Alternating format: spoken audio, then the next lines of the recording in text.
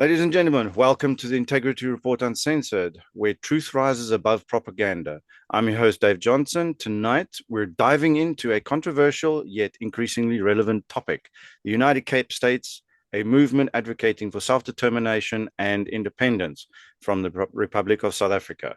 With me tonight is Pieter De Beer, a key figure in the UCS initiative.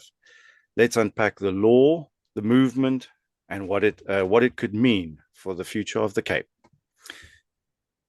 Welcome, Pieter. Thank you, David. Thanks for having me. I'm going to let you define the UCS movement, what you guys, what your goals, your mission is, your legal structure, your goals, and who you are in terms of the movement. So if you can please explain that to the audience. All right, with pleasure.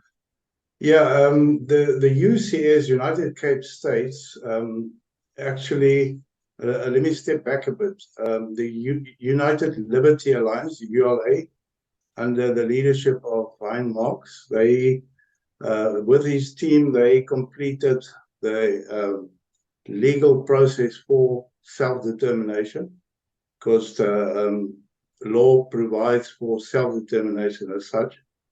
And the groundwork was basically done over a 11-year period, maybe a little bit more actually, until 2021, when that legal process was basically completed. All the tick boxes were checked.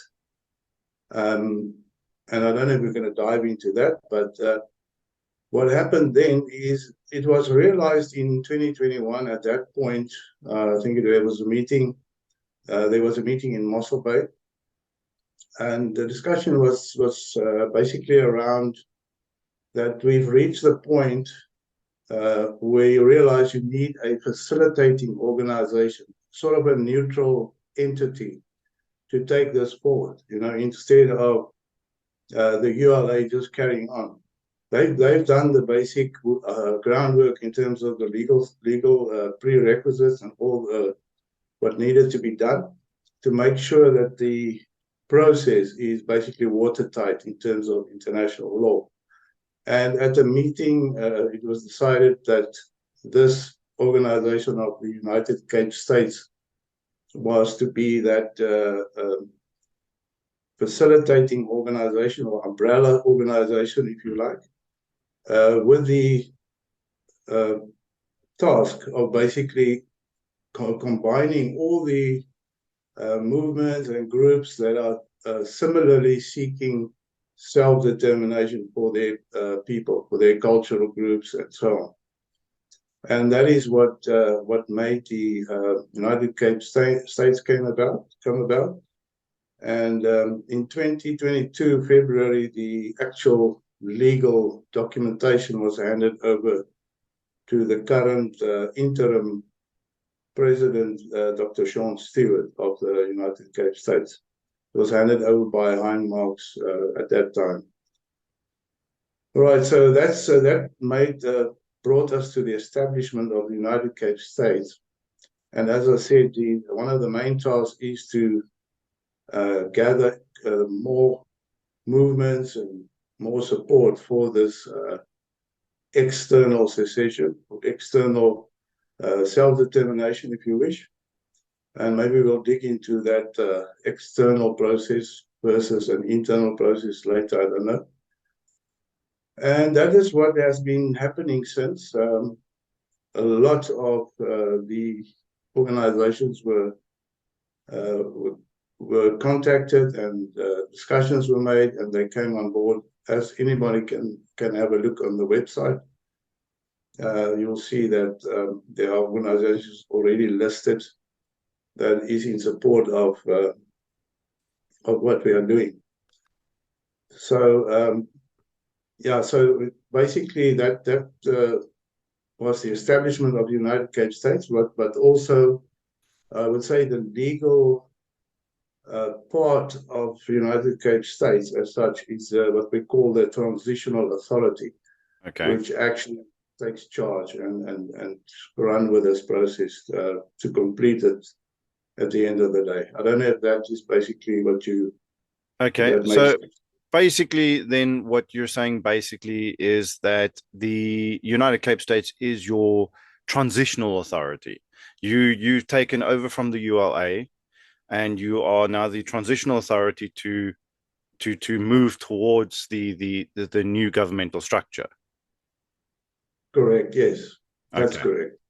So, as such, the one of the supporting organizations, of course, is also the United Liberty Alliance. It just makes sense because they've Yes. been driving the legal process as well. Okay. Um, what distinguishes the UCS from other independence or federalist movements in South Africa? Are you guys is the UCS different? Is there something different from the other movements? Or as you said as well, are you basically are you as the UCS becoming the umbrella corporate, basically the umbrella, um, I'd say umbrella transitional authority for all the movements? Yeah, that's an interesting question, and the answer is that there are basically two very distinct or very different approaches to self-determination. And I think a lot of the people, the general public, that they hear about self-determination and independence, they might be not aware of this more technical or the legal stuff around self-determination. But it's basically that self-determination could either be internal or it could be an external secession, or sometimes like the law academics would say external secession, which basically is just the process or the act of separation, the act of breaking away. But Okay. the goal could be still self-determination. But the way that we are doing it in the United Cape States is basically it every self-determination drive starts with an internal process. In other words, if there's a problem of a certain group of people that have got some very real motives to break away, or as we call it, a list of grievances, then they would physically go to and have or attempt to have discussions with the government. That's the first step that must actually happen. It all depends on the country's local, the Yes. domestic law, the constitution, etc. And if the government then agrees to sit around the table and come to an agreement and say, all right, let's work this out. Let's see what you have got. What are your details? Who are the people you want to break away? Where are you looking at, etc. And if it all happens nice and easy, typically that government will then agree to a charter or a some kind of resolution that would obviously stipulate the details of how this is going to work, how is the interaction going to be between this group that's going to break away and the government. What are going to be the financials? How's that going to work? The taxation, trading, policing, defense, everything else must be then put into a charter um, so that becomes the formal agreement between the government and the group. But Okay. what we found is not, even when in the UL8 days, that was already an attempt to get the government to the table and get to some agreement for the people involved. And they blatantly ignored. I don't know if they filed it in file 13 or shredded, or but on two occasions it was blatantly ignored. And so in international law, what basically then it means is very much, David, like, if I get a summons and I chuck it in the dustbin, it won't take the case away. The need or the I must still go and present myself and present my Yes. case. Yes.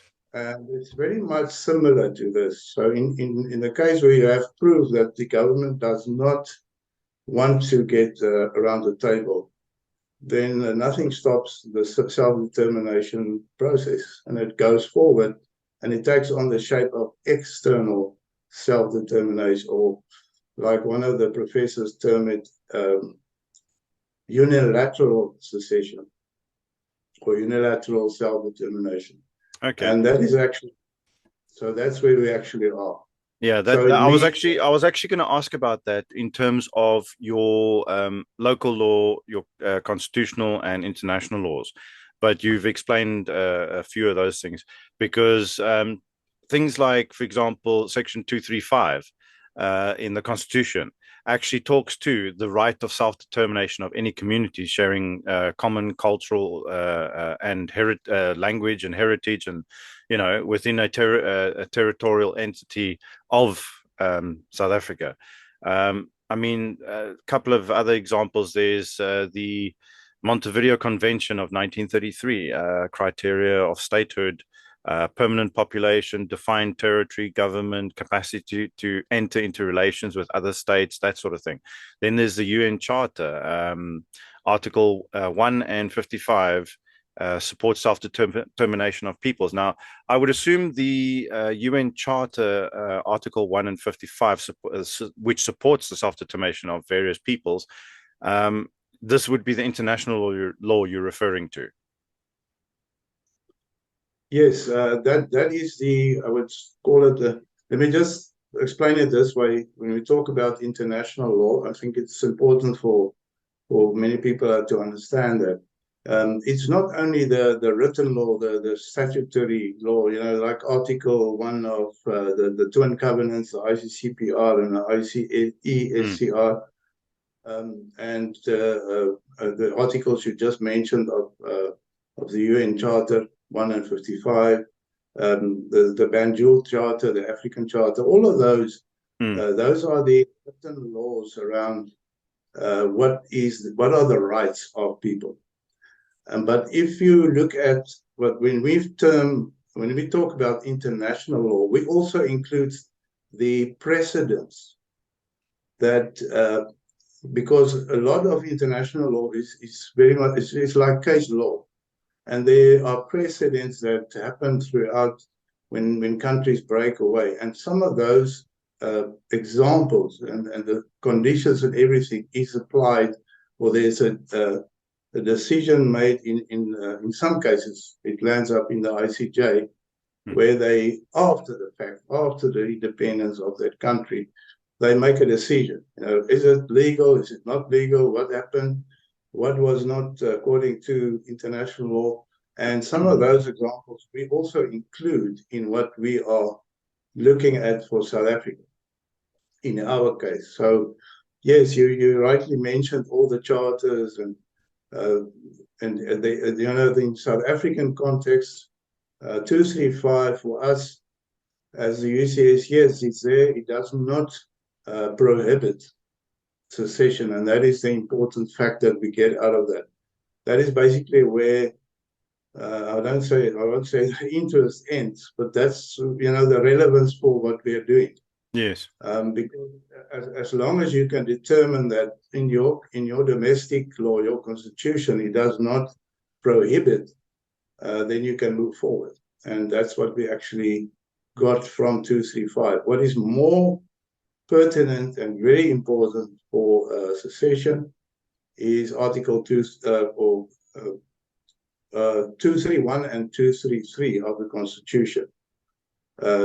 Those are very important because if you read them, I don't know if you're familiar with it, but I'm just going to say anybody can read 231 and 233.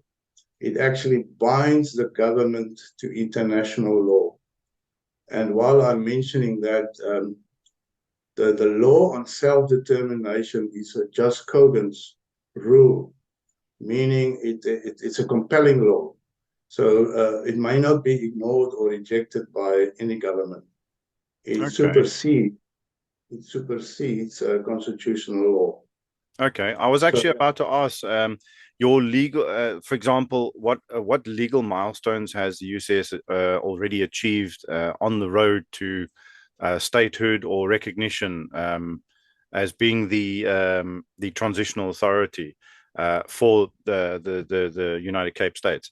Um, because obviously now you've mentioned the various processes that the ULA has already taken. So you've already explained now in terms of South African law, Articles 231 and 233, and then obviously there's Section 235, which protects and provides for self-determination and also binds the government to the international law, which would be the other articles. Um, there are many people that say secession isn't allowed. Could you briefly maybe repeat that section there? That is it legal?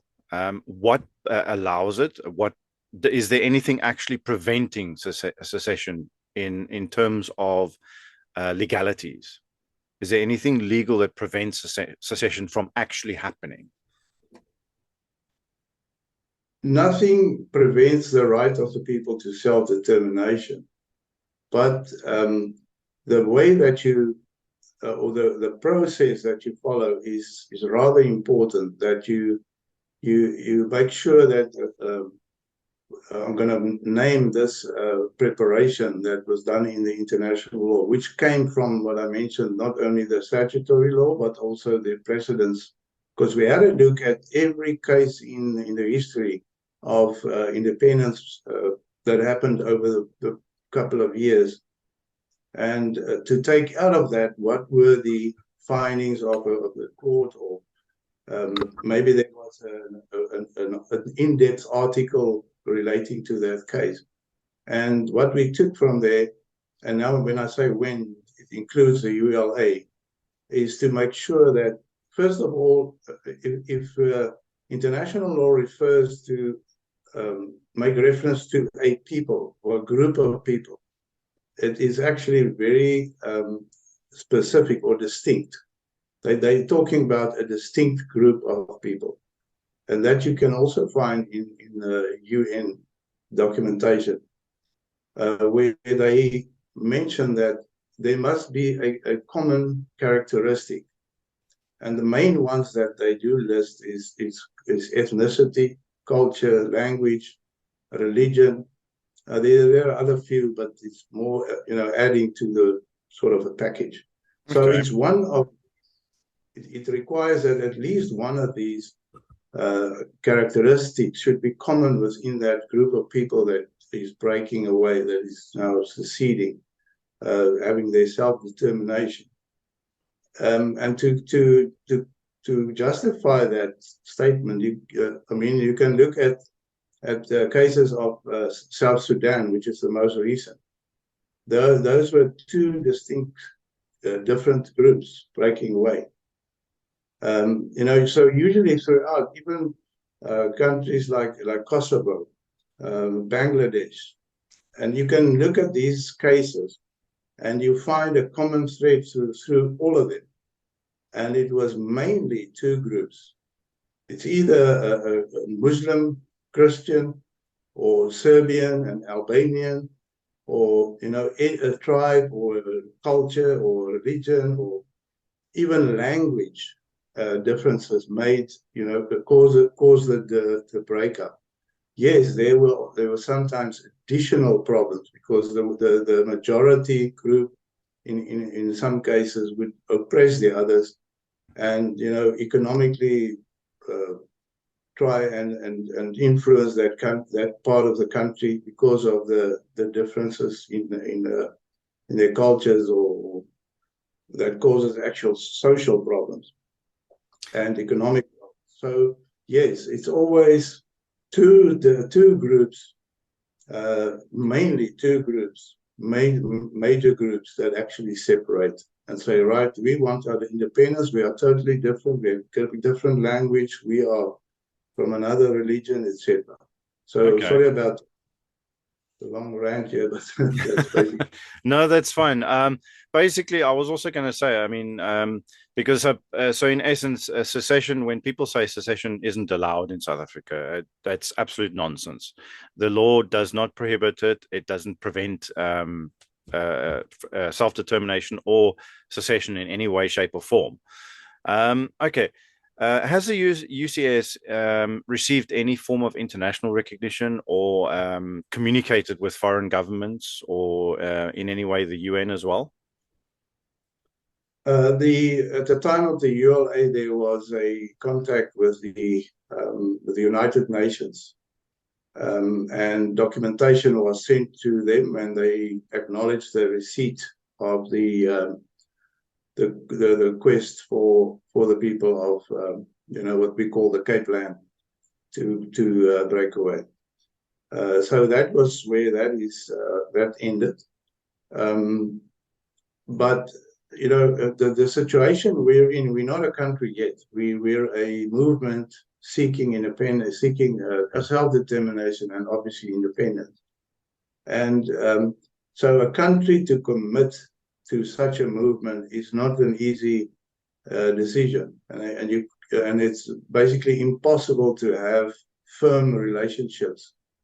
They don't want to stick their necks out, and maybe there's a failure or there's some serious issue, international issue, and they're involved. So that's not the answer we're looking for. But what we are definitely looking at is identifying not only governments, but also groups like religious groups, because the UCS is, and the people that we call the Cape Landers, they are predominantly Christian religion. So we are reaching out to groups of religious organizations, global organizations, and we are keeping an eye on the typical friendly, conservative, like-minded in administrations, across the globe. So yes, but we don't.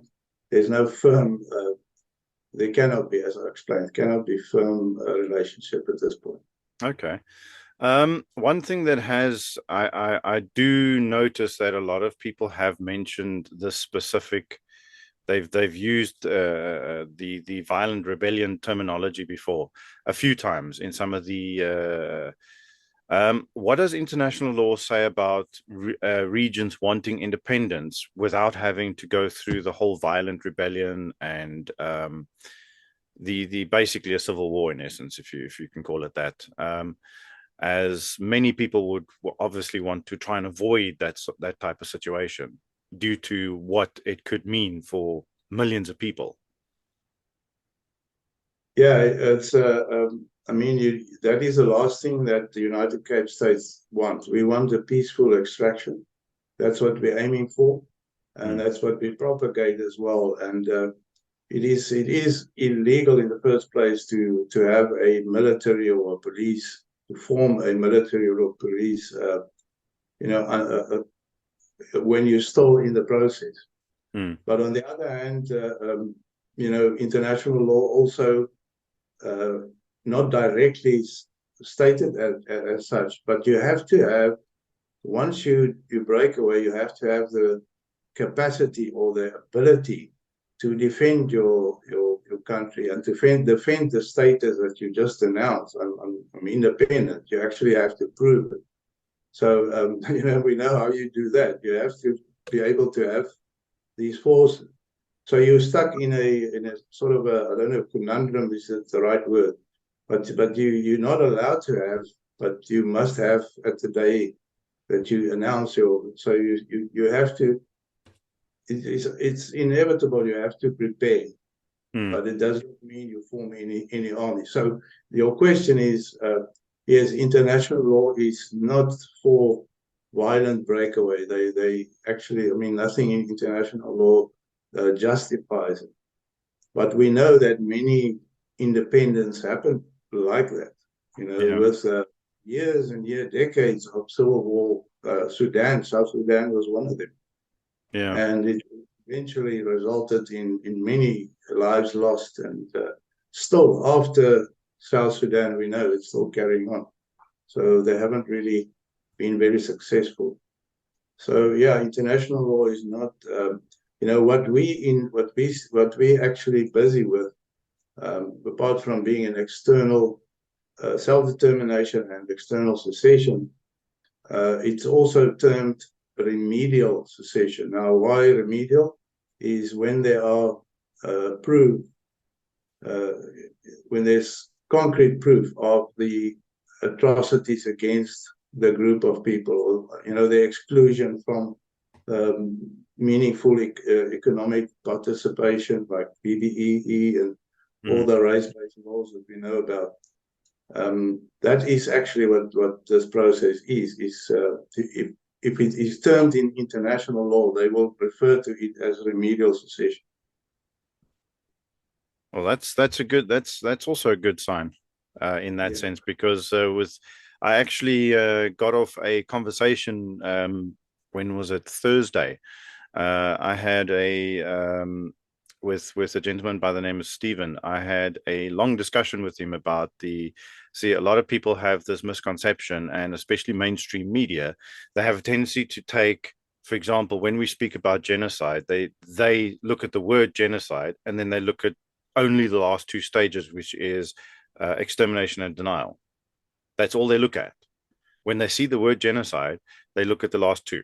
And that is pointless, because genocide has got nothing to do with just one or two stages. It is a whole process of 10 stages, and each 10 stages needs to be identified.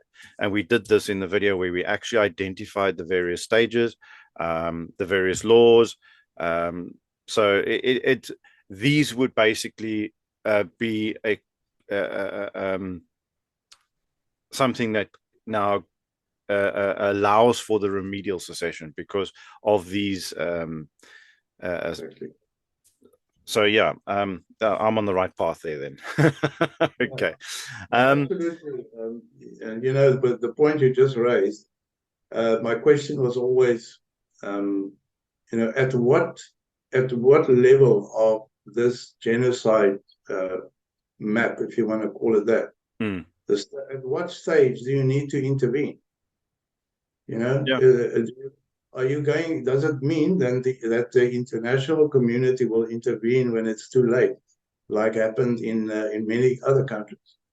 That exactly one of the points. Sorry to interject there for a second. One of the points that was risen as, or that was raised as well, is in Rwanda, when the genocide literally in front of. I mean, many countries around the world said they had no idea. There was no warning signs. They didn't know. When actually there's evidence where UN soldiers were standing watching them slaughtering people with pangas. They were watching them, but they couldn't do anything. They weren't allowed to do anything. So this whole thing about warning signs is they didn't know is nonsense. So the world knew about it, and the UN knew about it. So this to me, which basically leads me straight into what Donald Trump did. President Donald Trump basically alerted the world to what is happening in South Africa before it occurred. And this is how I see it as well, is that he basically sounded the alarm, because South Africa is currently sitting at stage, although on the international website, it shows that South Africa is at stage 6. If you look at all the stages, or as Dr. Stanton says, he preferred to rather call them processes.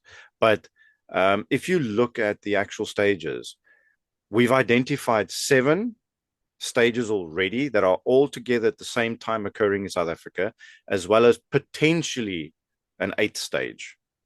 So yes. What he basically did is he alerted the world to this. He's now alerted the world. Now that the world knows what is going on in South Africa, they can't turn a blind eye and say, oh, we didn't know, because now everybody's been alerted, because he did it from the White House. So he was very strategic, and he was very patient with what happened. And I must admit, the way he did it, he basically handed, as Chris Wyatt would say on his videos, he handed the shovel to Ramaphosa, and Ramaphosa just kept digging. He just kept digging the hole deeper for himself. So yes, that was a very good way to allow people to know what's happening in South Africa. Another question: some critics claim that the UCS is maybe right wing or a separatist group. What would you say about that? Yeah, personally, I don't pay too much attention to labels because if you like, for instance, separatists, if you go and have a look at the definition, the strict definition of separatists, then maybe the answer is yes, because what we are about is cultural, uh, ethnic, religious, uh, um, to protect those values for the different groups of people we represent. So if that is a definition, and we're separatists, then also international law is separatist by nature, because it also says that you have the right for your political status, as well as your economic, cultural, social, and religious development. So that if we are called separatists, yes, then maybe we are, because we're looking exactly at that. Racist, no, because we do not exclude anybody from being a legitimate Cape Lander. The only requirement is to be a lawful, legal citizen of and have claim to the area, which is basically the ground, the basis for how we determine the area in the first place. That's actually good, because I mean, people, the mainstream media have this fascination with race, the same way the government is. They've got this fascination with race, and it's just mind-boggling as to why they continue with this constant. I sometimes refer to it as a sort of a left-wing authoritarian, craziness, but it's just really, they cause more damage than they purport. They're doing everything for the people, but they're not. They cause more social division than what they're actually including. So yeah, I mean, basically, if you look at does the UCS seek to exclude any cultural ethnic groups from its vision of the Cape, in terms of the Cape Lander or the territories of the Cape, United Cape States? Yeah, I think I partly answered that.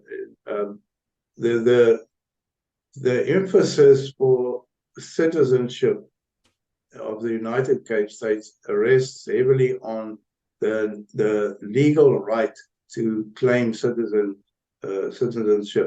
Now, international law, that is how actually the area was determined, not upfront decided. A few people decide, oh, we love this area, let's include this, and what about this? Let's include that. It was based primarily on the results of the 2011 census, which was the last formal or official census that actually you could use the statistics for this purpose, and where it was determined that historically the Afrikaans-speaking and Christian and Western culture people resided over a long period of time. You can actually look at the language map of 2011, and since 1970 it hasn't changed. Up to 2011, and actually changes start happening, as we know, after 94, when for political reasons, other people started migrating because they got some handouts and whatever else was promised to them, so that the ANC could flood the Cape, where they did not have a stronghold, and see if they can turn the tables in their favor. So, and there's no mention of race, in that. So for all purposes, if there's a Matabele, I'm just taking somebody that's from the north, but he happened to have resided in the Cape for 30 years. He is a legal Cape Lander. Mm. And once again, referring to international law, it is illegal to move anybody from an area where they have legal citizenship.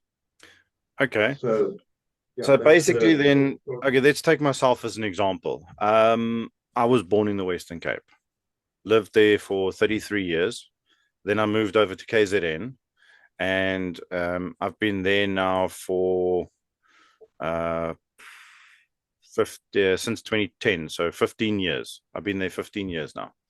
So would it still would I, although I was born in the Western Cape, lived there for 33 years, but I've been in KZN for 15 years. Does that still make me a Cape Lander as well? yes. It doesn't matter if you're living overseas as well, because if you look at the requirements for citizenship, again, I must say it's according to international sort of rule of law. Mm. If you look at there are basically three categories that people are either one of them or maybe more than one of those requirements would fit a person. Now, it stresses a descendant of the settlers that came from Europe. Now, I'm a descendant of those settlers, so it doesn't matter where I live. I'm a descendant of those, and it immediately qualifies me. The same for the Khoi and the San, the original First Nation. There could be a Khoi living in Natal, for that matter, KZN, but he's a descendant of those original people. He's a Cape Lander. Yeah. Yeah, so it's all according to international law. But then, as I said, irrespective of race, creed, culture, doesn't matter.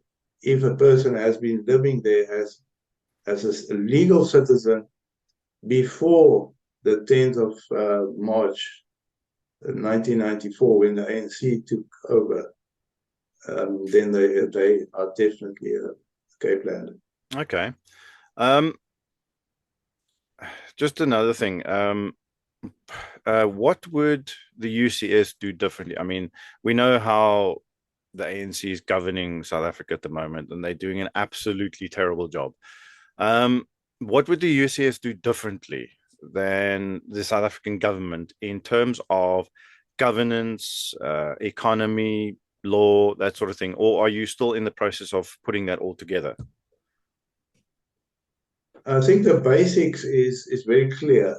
First of all, um, the government model is based on a federal system, but with very limited central powers, because the emphasis is what we're driving at is empowerment of the people. So a lot of the governing power in terms of structuring of the government will be in the hands of the people.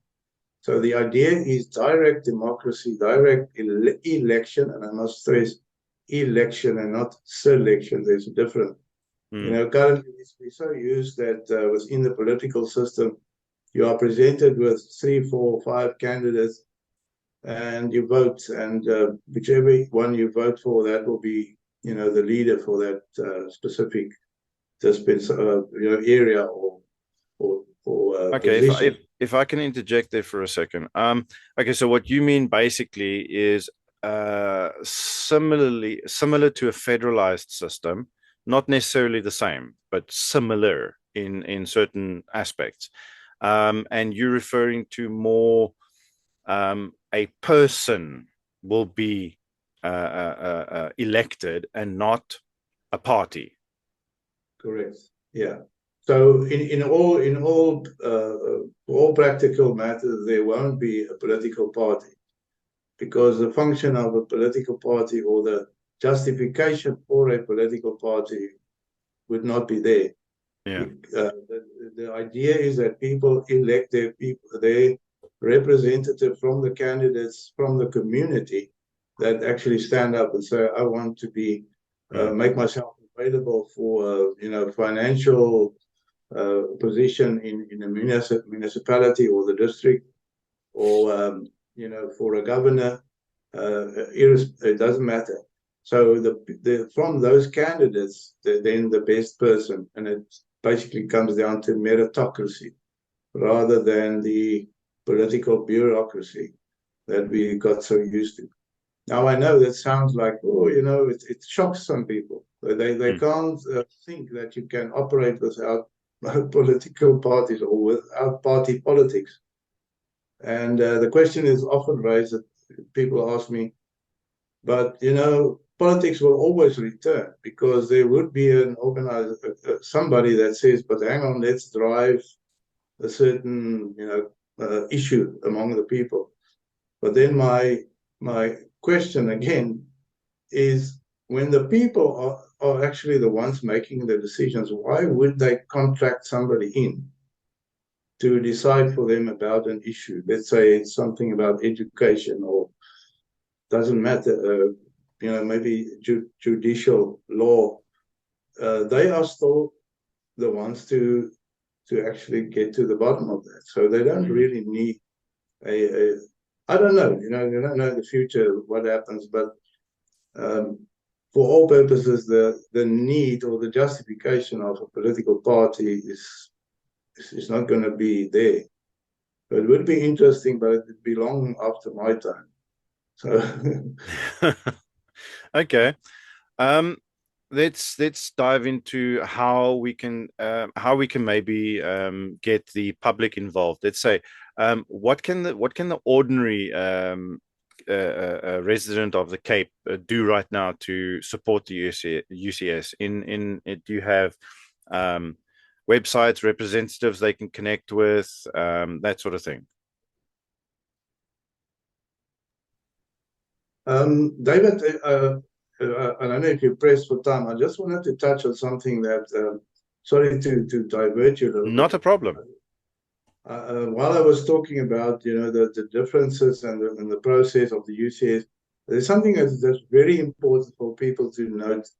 And if you look at, just go to the basic Article 235, it talks about the provision for self-determination where people have a distinct language or a common language or culture. I mean, you can read it. It's in 235. Yeah. So the question was often asked about, what about independence? It's the same thing, and it can't be, because if you look at cordoning off or taking a sample of an area, it doesn't matter if it's somewhere in Gauteng or in KZN, and you're taking the current area and say you want to be independent, it is far removed from the idea of actually affording people their right to self-determination, because there's no way that you can say there's a common language and there's a common culture. So I just wanted to highlight that. So it's something to think about. That's I often say self-determination leads to independence, but it cannot be the other way around. You cannot have independence and now you say, oh goodness, now we still got 14 languages and 12 religions, and so now we have to sit with the problem. You can't have you're going to lose the right to self-determination. But sorry for interjecting there. No, that's fine. Coming back to your question, I think the most basic thing that people can do is, word of mouth. Make others aware of what is happening and dig into the details, dig into what is out there, what we've provided in terms of the website. And I think we can maybe just specify it later. I don't know if you're going to maybe put it on screen. But what I'll do is when I post it, I will actually put it, the details in the description below, so that they can go to the website and they can put their mandate and everything in as well if they want to do that. All right. So apart from making other people aware, spreading the word, family, friends, your networks, your business network, there are people out there that have got very specific skill sets, and specialties and experience and so on. And it doesn't matter the age. There's still a lot of people, of our people, the Cape Landers, that can contribute and help with taking this process forward. At the moment, we do have what we call committees. I rather would refer to them as work groups. It's a nicer name for me, where there's actively working to prep for financial systems, banking system, the economic system, trade, industry and businesses and so on. And then also things like communication and energy, fuel, etc. So anybody that's out there that's sitting with these skills, maybe it's somebody that's retired, that wants to get involved and wants to put some extra muscle behind what we're doing. You're welcome to do that. So that is the main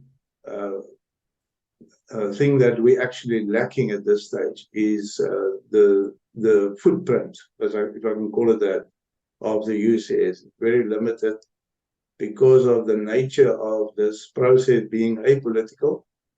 It relies heavily on volunteers and volunteers like me and a few others.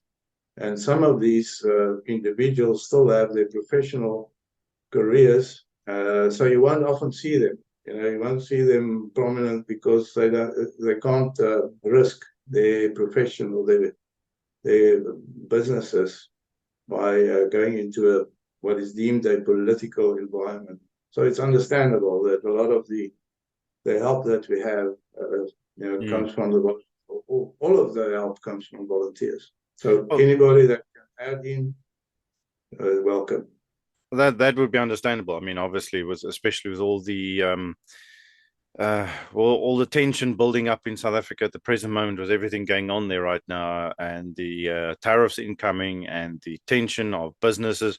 Because I believe, if I'm not mistaken, South Africa has reached in the region of somewhere almost 700 businesses have shut down in the last, I think it's in the last 6 months or something.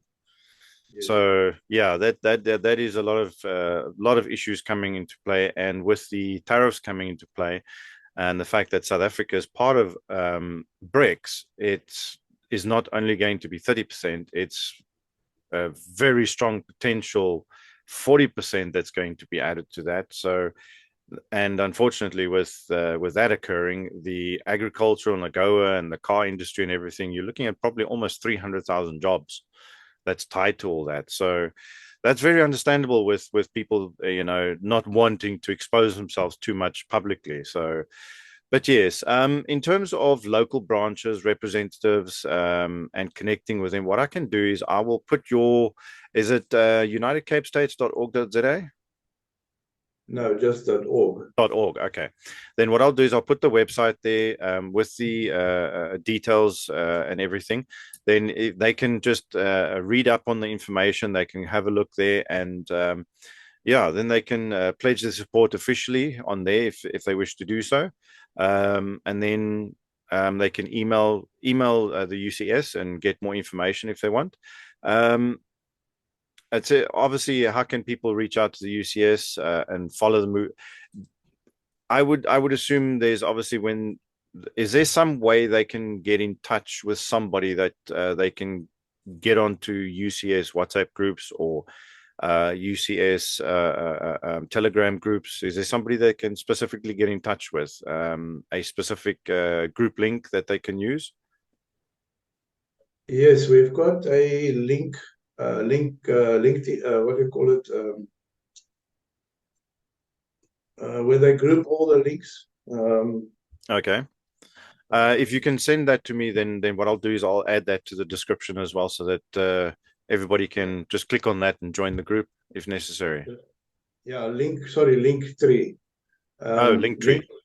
Yeah, we've got Linktree. That's probably the best one, where all the links are in one place. Okay. That's one option, or maybe we can just put the website separate and the email separate. Yeah, I'll do that. that'll be fantastic. Then what I'll do is I'll put all the details there, and then uh, uh, um, so that if anyone wants to get hold of you, contact you through WhatsApp, Telegram, or through the website, they can do that as well. Um, just before I close off, any final thoughts from your side? Yes, I think, when I've been looking at people, watching people and organizations and groups and what is out there. We cannot deny that people are now currently in a state of, I would almost say, a mixture of shock and desperation. Where so many things are happening, not only in their personal life, but in the economic sense and everything else, safety. There's just about not an aspect of our lives that are not affected. And yes, but some people may be shielded from it. Their lifestyle try and avoid whatever other people face more directly every day. But I think within all this, when you look at a solution, I would really say to people, just step back, just take a breather, if you will, and first ask yourself, what do you want? What is it you actually want to achieve? And once you can answer that, then you definitely would I think, come to, or 90% of people would come to the conclusion, it's either full on freedom or not. You can't have half of freedom. You can't have the sense of freedom when there's potholes repaired in your area, or suddenly there's a tax relief. That is not freedom, and sometimes people do actually sense that as, we're so used of living off the crumbs falling from the table that we don't realize what is it actually that is afforded to people in international law, and also if you are a believer, what are your God-given rights? And I think once you understand that, you will appreciate what the United Cape States stands for. So that's my summation. Thanks, David. All right. Right. My final thoughts are, whether you agree or disagree with the UCS, one thing is clear: South Africans are tired of broken systems, failed governance, and watching their communities suffer. The right to self-determination is not extremism. It's a constitutional international principle rooted in peace. The real question is, do we have the courage to have the conversation honestly? Thank you very much to Pieter De Beer for joining us this evening, and thank you for listening. Stay informed, stay vigilant, and above all, stay free. Thank you, David.